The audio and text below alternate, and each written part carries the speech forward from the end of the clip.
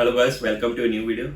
अगर आप भी अपना ऑस्ट्रेलिया का स्टूडेंट वीज़ा लॉन्च करने जा रहे हैं और अपनी एसओपी प्रिपेयर करना चाहते हैं तो आपको इन बातों का ध्यान रखना है। जो एसओपी होती है वो एक वीज़ा की बैकबोन होती है। एसओपी पे ही आपका वीज़ा रिफ्यूज़ भी हो सकता है और आपका वीज़ा अप्रूव हो सकता है।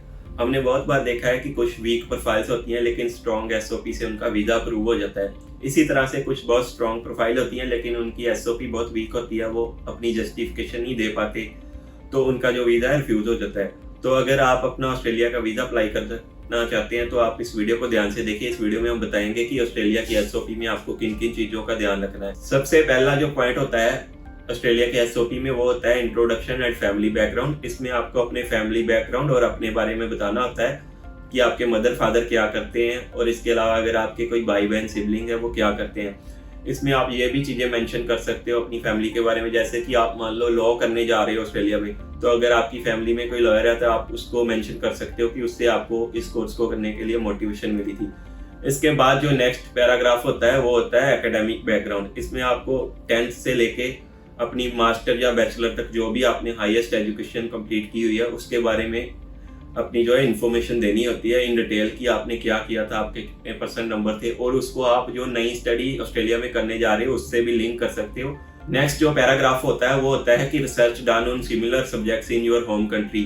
तो जैसे कि आप इंडिया से अपना वीजा अप्लाई करने जा रहे हो तो आपको ये चीजें मेंशन करनी होती है कि जो सब्जेक्ट आप पढ़ने जा रहे हो, मान लो आप वहाँ पे मास्टर ऑफ प्रोफेशनल अकाउंटिंग करने जा रहे हो या एमबीए करने जा रहे हो, तो आपने सेम सब्जेक्ट्स पे इंडिया में भी उस पर रिसर्च किया था, तो उसकी कितनी फीस थी, कौन कौन सी यूनिवर्सिटीज थी, उसमें आप अगर कोई उनके कॉम्पिटिटिव एग्जाम है वो भी मेंशन कर सकते हो कि वहाँ पे आपको क्यों एडमिशन नहीं मिला या आप क्यों ऑस्ट्रेलिया से ही पढ़ना चाहते हो, इंडिया से क्यों नहीं पढ़ना चाहते। तो नेक्स्ट जो पैराग्राफ है वो होता है रीजंस फॉर चूजिंग ऑस्ट्रेलिया।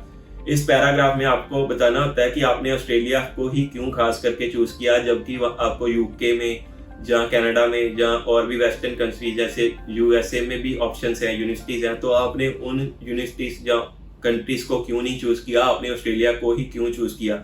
तो उसमें आप ये रीजंस अपने दे सकते हो कि यूके में जो डिग्रीज होती हैं मास्टर डिग्रीज 1 साल की होती हैं तो आपको उसमें नॉलेज नहीं मिली थी। सिमिलर इसके अपोजिट बैचलर वाले बच्चे ये बोल सकते हैं कि ऑस्ट्रेलिया में जो बैचलर है 3 इयर्स की है जबकि कनाडा में 4 इयर्स की है, तो वो 4 इयर्स की बैचलर नहीं पढ़ना चाहते हैं, 3 इयर्स में ही अपनी एजुकेशन को फिनिश करना चाहते हैं।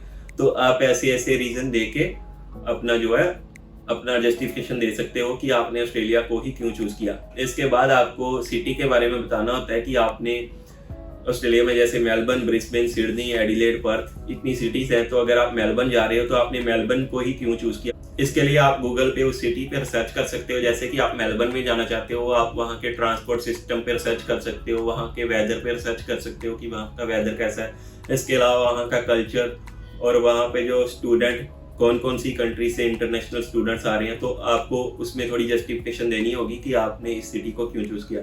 इसके बाद जो नेक्स्ट पैराग्राफ होता है वो होता है यूनिवर्सिटी का। तो अगर आपकी जो यूनिवर्सिटी है उसकी रैंकिंग आप बता सकते हो कि उसकी रैंकिंग कितनी है। इसके अलावा आप कुछ एक्सपेंसिव यूनिवर्सिटी से उसको कंपेयर कर सकते हो अगर आपकी जो यूनिवर्सिटी है उसकी फीस कम है। अगर आपकी यूनिवर्सिटी की फीस ज़्यादा है लेकिन आपकी यूनिवर्सिटी जो है थोड़ी अच्छी है, लेवल 1 की यूनिवर्सिटी है, तो भी आप जस्टिफिकेशन दे सकते हो कि आपकी जो यूनिवर्सिटी है वो ऑस्ट्रेलिया में one of the best universities है। नेक्स्ट जो जस्टिफिकेशन आपको देनी होती है वो देनी होती है उस कोर्स को चूज करने की जो खासकर आप पढ़ने जा रहे हो ऑस्ट्रेलिया में फॉर हायर स्टडीज। तो इसमें आप बता सकते हो कि इस कोर्स को करने के बाद आपको क्या क्या सैलरी हाइक्स मिलेंगे, या इसके अलावा अगर आपको कोई जॉब पे प्रमोशन मिल रही है जहाँ आपके जो स्किल्स हैं वो अपग्रेड हो रहे हैं तो आपको उसके क्या क्या बेनिफिट मिलेंगे। इसके अलावा टेक्नोलॉजी जो है दिनों दिन एडवांस हो रही है तो आप अपने आप को अपग्रेड करने के लिए ये वाला कोर्स पढ़ रहे हो।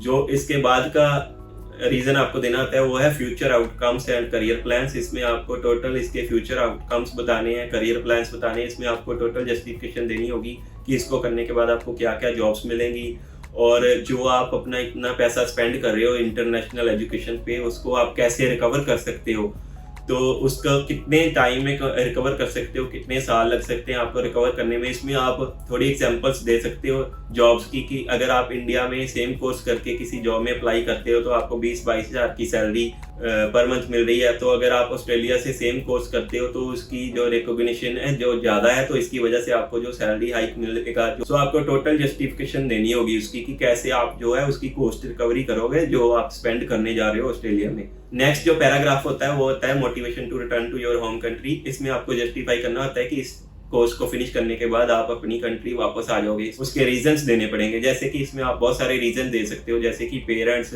ग्रैंड पेरेंट्स, फैमिली टाइज, इसके अलावा रिलेटिव्स, कल्चर कि आपका जो कल्चर है वो इंडिया में ही आपको मिलेगा। इसके अलावा आप सोशल टाइज बता सकते हो। इसके अलावा अगर आपके पास कोई एसेट्स हैं, जमीन है, प्लॉट है, घर है, वो सारी चीज़ें बता सकते हो। तो जो भी आपके एसेट्स हैं वो आप बता सकते हो कि ये जो चीज़ें हैं, जो आपका जो रीज़न है आप अपनी इंडिया में वापस आ जाओगे इस कोर्स को करने के बाद।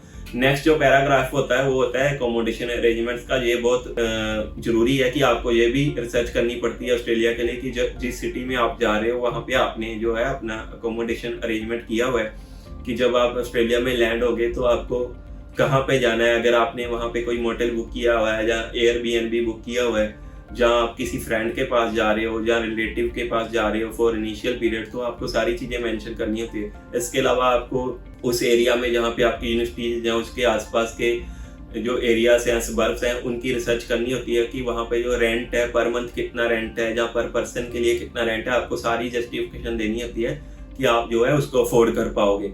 तो आप उसमें सारे उसके लिंक्स भी दे सकते हो वेबसाइट के जहाँ पे आपने वो रिसर्च किया है उसके रेंटल के बारे में या उस एरिया के बारे में। तो गाइस जो नेक्स्ट पैराग्राफ है बहुत ही इंपॉर्टेंट है, वो है फाइनेंशियल कैपेसिटी। फाइनेंशियल कैपेसिटी में आपको अपने जो भी स्पॉन्सर्स हैं, जितने भी स्पॉन्सर हैं, उनके बारे में डिटेल देनी होती है कि उनका ऑक्यूपेशन क्या है, उनके बैंक अकाउंट में कितना लिक्विड है, एफडीज कितनी है, आरडीज कितनी है, ये सारी चीज़ें आप इसमें मेंशन कर सकते हो। इसके अलावा आप अगर सेल्फ स्पॉन्सर्ड हो तो आप अपनी प्रीवियस आईटीआर अटैच करके बता सकते हो कि आपकी जो इनकम टैक्स रिटर्न है कितनी है प्रीवियस ईयर्स की, और इसके अलावा आपके बैंक अकाउंट में कितने फंड्स पड़े हुए। तो इसमें आप प्रॉपर मेंशन कर सकते हो जितने भी आपके फैमिली के स्पॉन्सर्स के फाइनेंशियल एसेट्स हैं। जो लास्ट पैराग्राफ ऑस्ट्रेलिया की एसओपी में होता है वो वीज़ा कंडीशंस का होता है। इसमें आपको अपनी वीज़ा कंडीशंस के बारे में बताना होता है कि जो स्टूडेंट वीज़ा पे जो 500 होता है ऑस्ट्रेलिया का, उस पर कौन कौन सी कंडीशंस लगती हैं। जैसे कि उस पर जो ओवरसीज स्टूडेंट हेल्थ कवर की कंडीशन होती है कि आपको अपना जो है प्राइवेट हेल्थ इंश्योरेंस मेंटेन करना होता है during the period of your study. इसके अलावा फोर्टनाइटली यानी कि 14 दिन में 40 आवर्स से ज़्यादा काम नहीं कर सकते।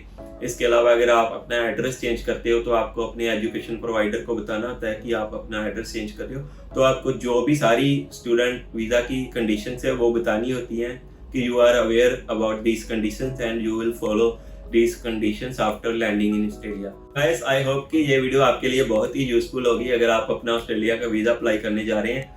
और इसके अलावा अगर आपको ऑस्ट्रेलिया का वीज़ा अप्लाई करने के लिए प्रोफेशनल गाइडेंस चाहिए और आप एंडेवर इमिग्रेशन के थ्रू अपना वीज़ा लॉन्च करना चाहते हैं तो आप हमें दिए गए नंबर एंड ईमेल पे कांटेक्ट कर सकते हैं।